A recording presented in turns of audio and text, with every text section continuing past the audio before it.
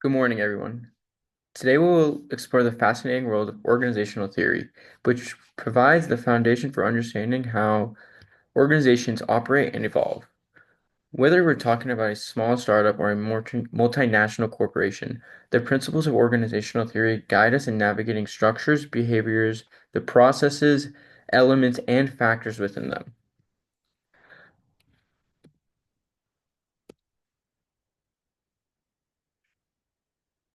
Let's start by defining what organizational theory is. At its core, organizational theory examines how organizations are structured, how they operate, and how people within them behave. It provides a lens through which we can understand what drives efficiency, innovation, and adaptability within each and every company. Organizational theory helps us as managers better apply an understanding as to why certain strategies and processes would better would be better off than others in any given situation or obstacle that they may face in the workplace. Understanding each facet of this theory gives us, as managers, the knowledge to make decisions based on comprehensive understanding of how organizations function, considering their goals and their internal and external environments, ultimately enabling managers to align strategies with organizational needs and objectives. The three main questions that guide this theory are: how are organizations designed and why? What processes shape decision making and strategies? And how does external environments like market trends or regulations impact organizations' operations? Think of this framework that bridges the gaps between individuals, organizational processes, and the surrounding environment.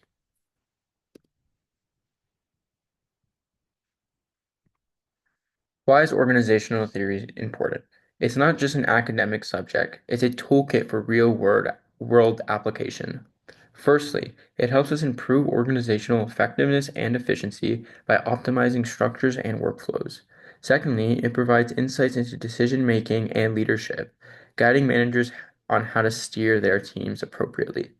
Additionally, in today's rapidly changing environments, organizational theory equips us with the skills to adapt. It also delves into understanding human behavior, enabling us to foster better employee motivation and engagement. Ultimately, mastering organizational theory leads us to a more cohesive, innovative, and successful workplace. Organizational theory is traditionally divided into three perspectives, each offering a unique way of understanding organizations. The first, the first is the first is the rational systems perspective, which treats organizations as machines built to achieve specific goals. It emphasizes structure and efficiency.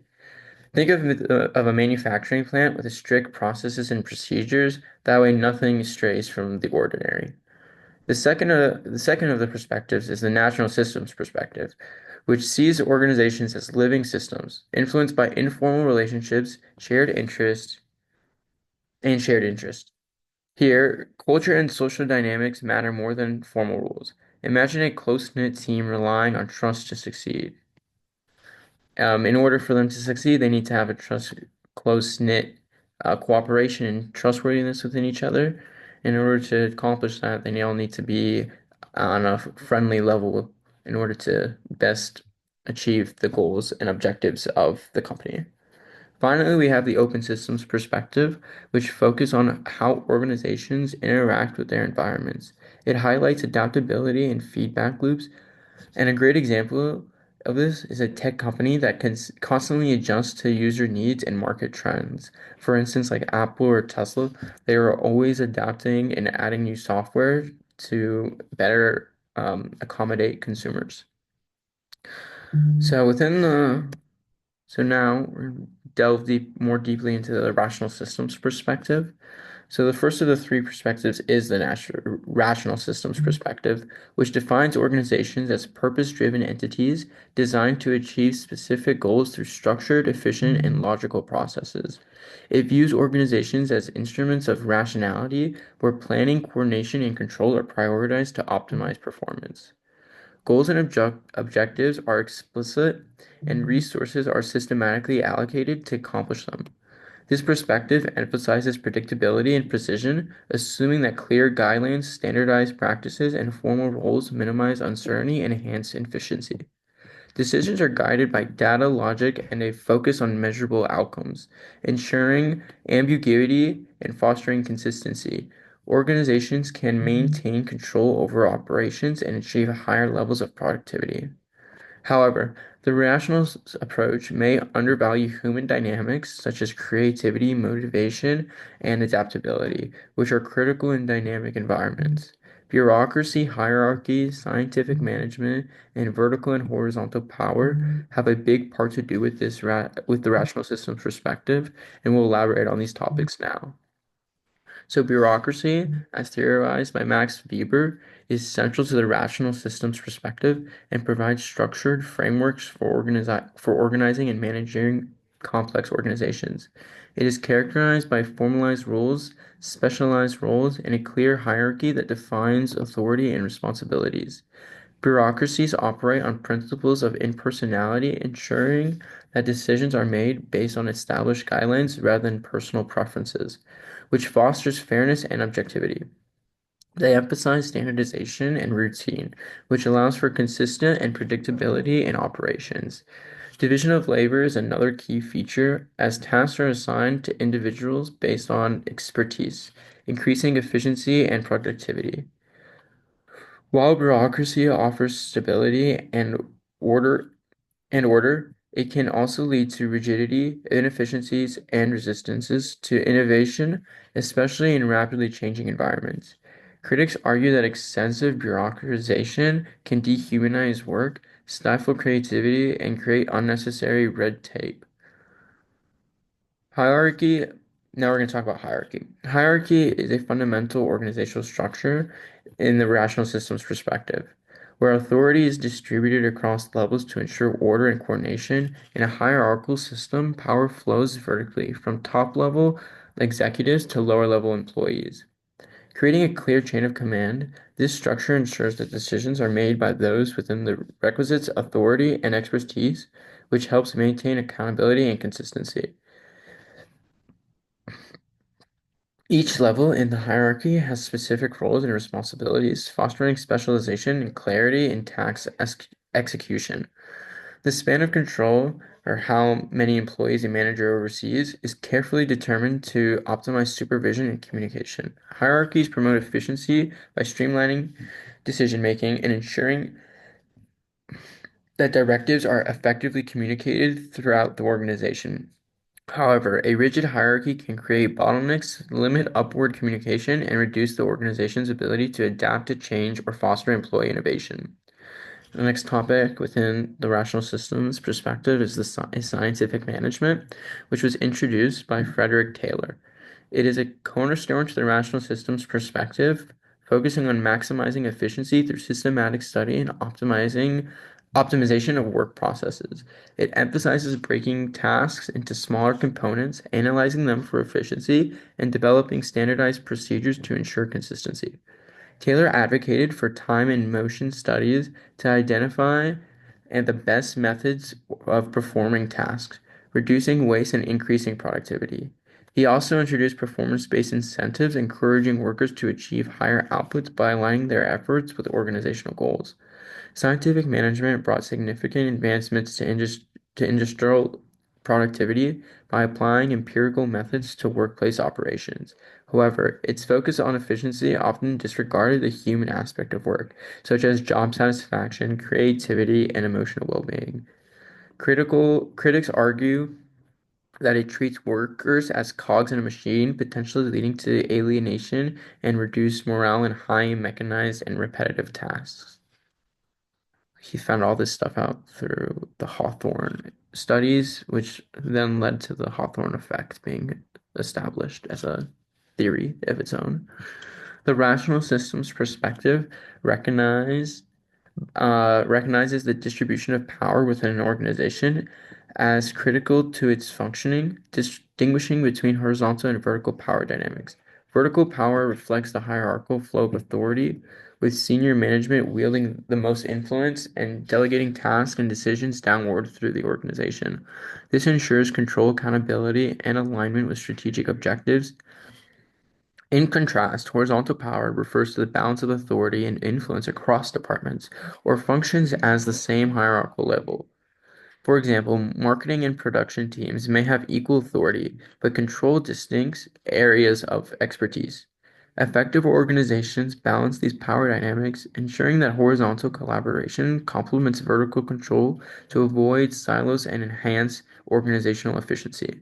Mismanagement of power distribution can lead to conflict, inefficiencies, and power struggles, underscoring the importance of clear roles and communication mechanisms within both vertical and horizontal dimensions.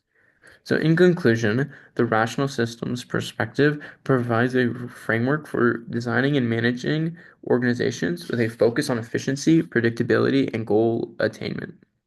Through formal structures like bureaucracy and hierarchy, it ensures clear roles, responsibilities, and processes, creating a stable foundation for organizational operations. Scientific management further enhances this stability by optimizing tasks and aligning individual efforts with broader organizational objectives. The careful distribution of horizontal and vertical power promotes collaboration while maintaining control over accountability.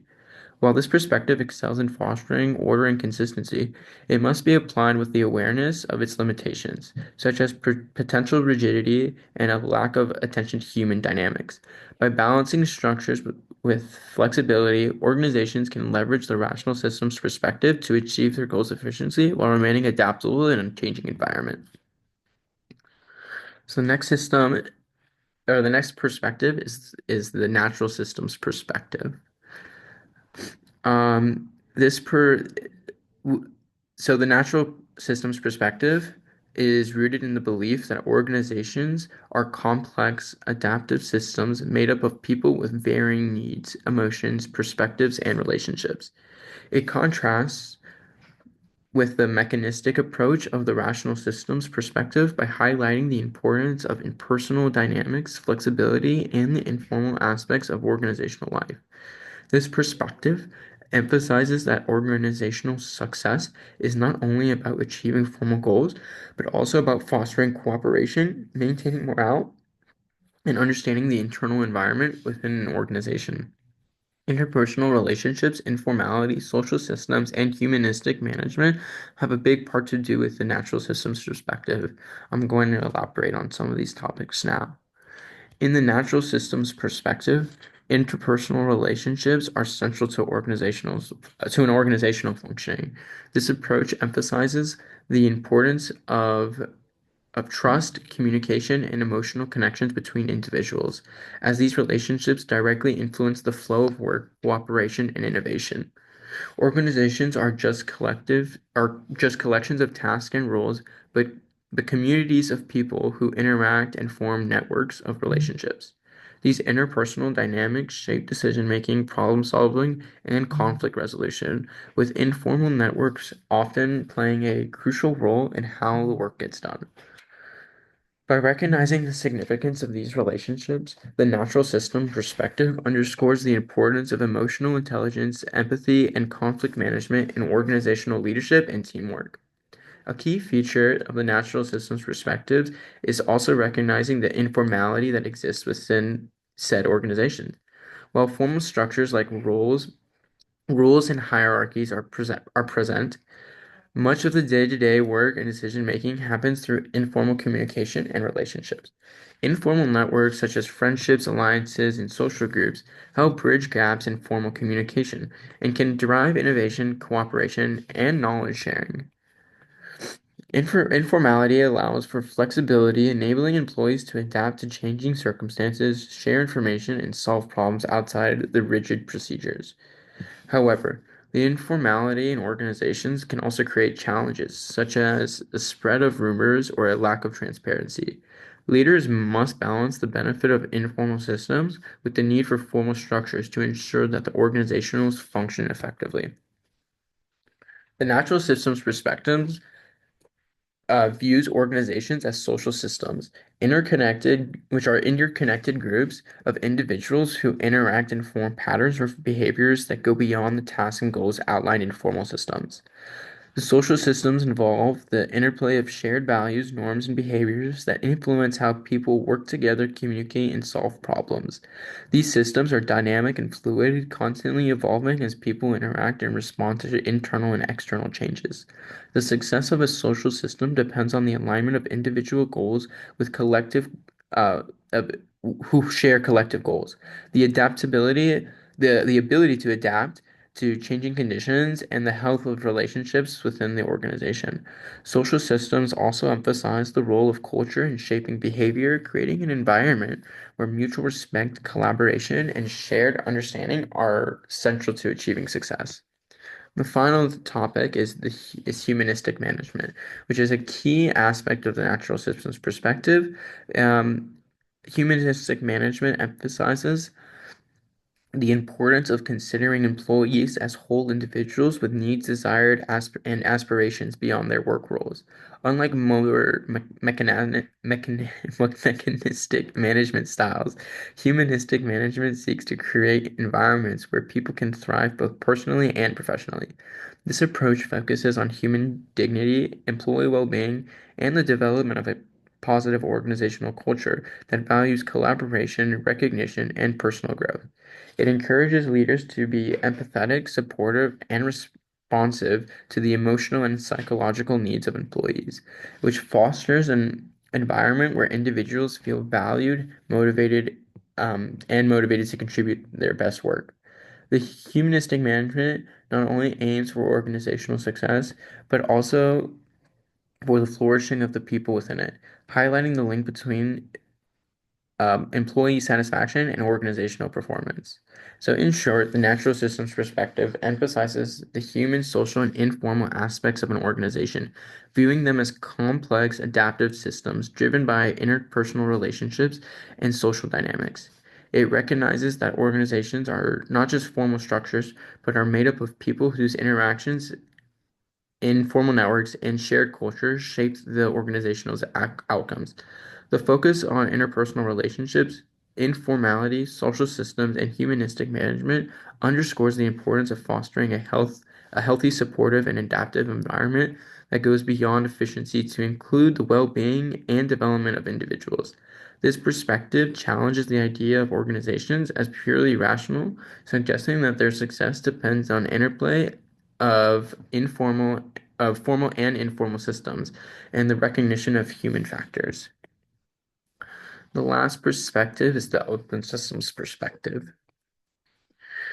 The open systems perspective recognizes that organizations are not closed or self-contained entities, but are rather part of a larger external environment. This environment consists of various forces that constantly are changing, and continuously influence each and every organization. Open systems are dynamic and adaptable, constantly interacting with a responding to external conditions.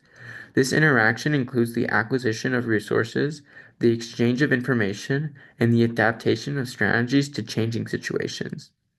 This perspective emphasizes the need for organizations to remain flexible, innovative, um, and responsive to environmental shifts, suggesting that success depends on the organization's ability to adjust to external demands and capitalize on opportunities in the environment. Thus, the open systems perspective fosters a view of organizations as fluid, interdependent entities rather than rigid, internally focused systems. Within the open systems perspective, live resource dependency theory, institutional theory, and organizational ecology, which I would dive deeper into now. The resource dependency theory is a central concept in the open systems perspective, proposing that organizations depend on external resources to survive and thrive. These resources can include financial capital, raw materials, human resources, information, and technology, which organizations acquire from their environment. Resource dependency theory argues that organizations cannot be fully self-sufficient, so they must establish relationships with other organizations, individuals, and institutions to obtain the necessary resources that are required to survive. The interdependence leads to a situation where organizations must manage these external relationships carefully to secure their survival, and not only to secure their survival, but to thrive in whatever market or environment they're in. The theory also suggests that the more dependent an organization is on external resources, the more it is influenced by those external sources. Consequently, organizations must develop strategies to reduce dependency or manage relationships with powerful stakeholders such as suppliers, regulators, and customers to mitigate risk and maintain a stability. So the next subsection of open systems perspective is institutional theory. So within institutional theory, within open systems perspective, institutional theory uh, focus on the role of institutions, roles, norms, and cultural expectations in shaping organizational behavior. Institutions include formal structures like laws and regulations, as well as informal norms and conventions within a society or industry. Institutional theory argues that organizations are influenced by the broader social context in which they operate, and they often adopt certain practices, structures, and behaviors to gain legitimacy, conform to societal expectations, or maintain their survival. This is known as isomorphism, where organizations within the same environment tend to become similar over time because they are subject to the same institutional pressures. Institutional theory suggests that organizations often face external pressures to conform to industry norms, legal requirements, and public expectations. Even when these practices may not always be the most efficient, in the sense, in this sense, organizations act as social factors, responding to the institutional environment to secure resources, maintain legitimacy, and foster long-term success. It's all about how other people see your organization or how external people see your organization from an outside point of view. So the third little subsection in open systems perspective is organizational ecology. So it's the theory within the open systems perspective that applies concepts from biological ecology to understanding how organizations evolve, adapt, and survive in changing environments. Just as species com just as species compete for resources in ecosystems, organizations are subject to competition, selection, and adaptation in the marketplace. Organizational ecology focuses on the survival of organizations based on their ability to adapt to the environment's conditions. It suggests that the birth and death of organizations are shaped by factors like organizational form, market dynamics, and resource availability. Successful organizations are those that can adapt to external environmental changes or find niches where they can survive. In this view, organizational growth is seen as a process of natural selection, with organizations that fail to adapt uh, being outcompeted or replaced. This theory also emphasizes the idea of organizational inertia, suggesting that established organizations often resist change until they are forced to adapt by external pressures, which can lead to organizational decline or failure. These these are the three main components of the open systems perspective, helping managers understand the importance of external factors on their organization. Excuse me. These three perspectives often overlap, as most organizations are a mix of all three. So how do you know these theories? How do you know which of these theories to apply to your organizations today? Well, the rational systems approach is evident in assembly lines or corporate policies that emphasize efficiency. The natural systems perspective shows up in collaborative cultures or informal mentoring programs. Lastly, the open systems perspective becomes essential in adapting to globalization, market changes, and sustainability goals. So after I graduate university, I plan to go to law school to eventually become a lawyer. Having gone through this advanced organization and management class, I can confidently say I have a full understanding of organizational theory, the three perspectives of the theory, and all the sub-concepts of the perspectives.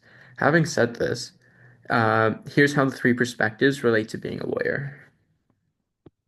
So firstly, the rational systems perspective, being a being a lawyer involves operating within a structured, formalized system where efficiency, clarity, and defined roles are essential. Lawyers must navigate a hierarchical legal system, adhering to rules, procedures, and regulations that govern their work. Whether in litigation, corporate law, or criminal defense, a lawyer's role is defined by specific responsibilities such as representing clients, conducting research, and advocating in courts.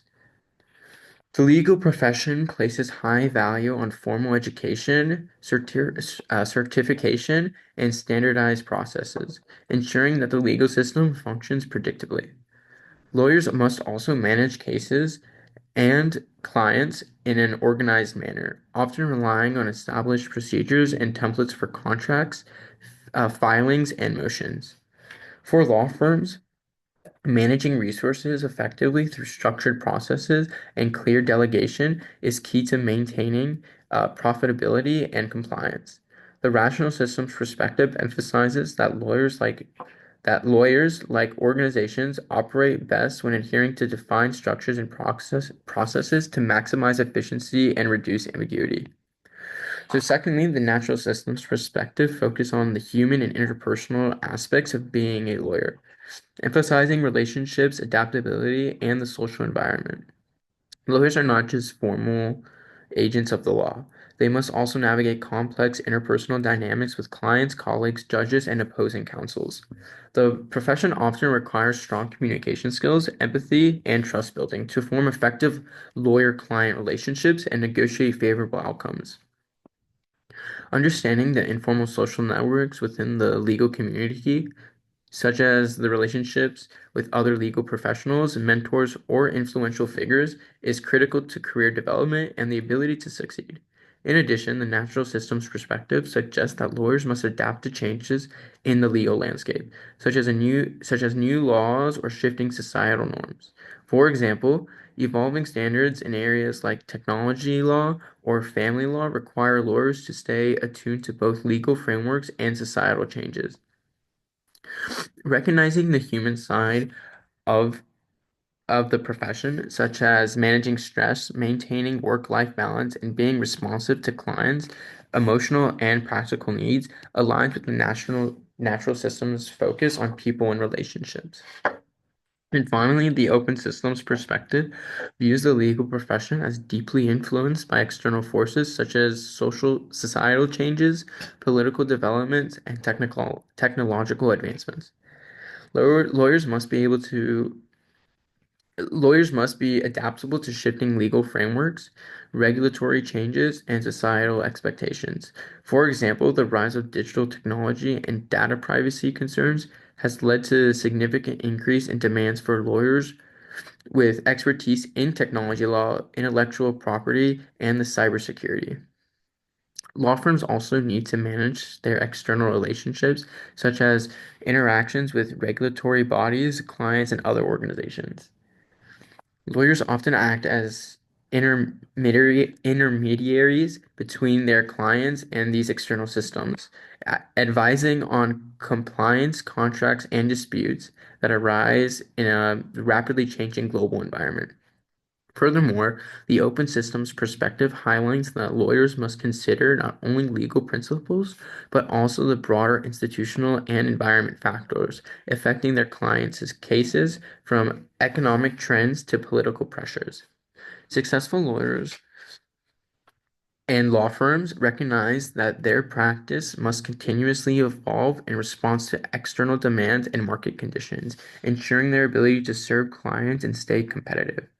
So knowing how all three of these perspectives function gives me the ability to apply good decision making processes and an understanding how other organizations run and how to manipulate them is only going to be to my advantage.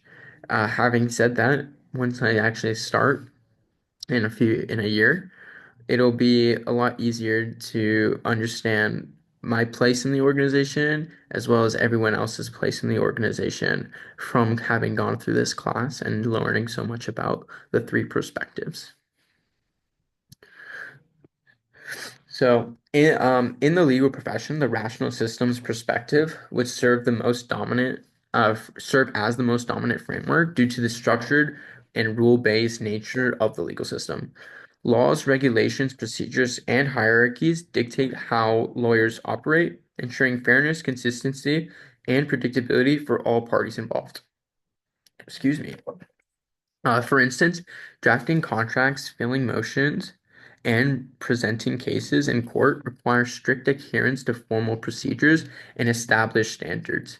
Efficient case management, research, and adherence to deadlines are all essential for success in this profession, making the rational systems perspective fundamental to a lawyer's role.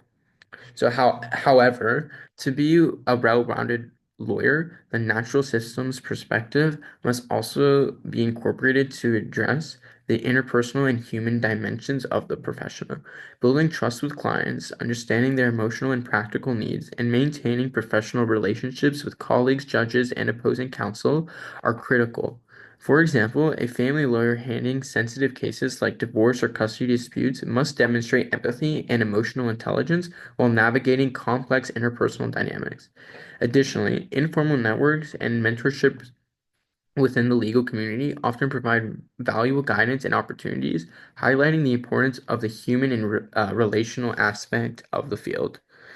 The open systems perspective is equally vital for a lawyer to stay adaptable and responsive to external influences.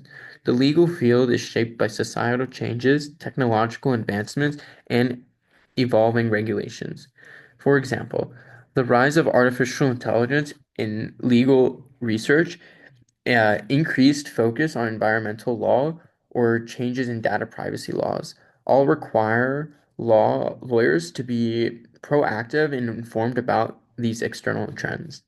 Lawyers must also consider the broader social and economic context when advising clients or crafting legal strategies, ensuring that their approach remains relevant and effective in a dynamic environment.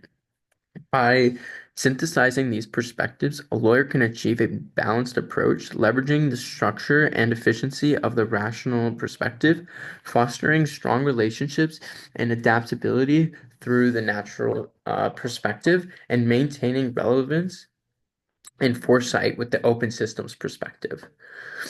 This integration ensures a holistic practice that excels in both technical proficiency and human-centered problem solving.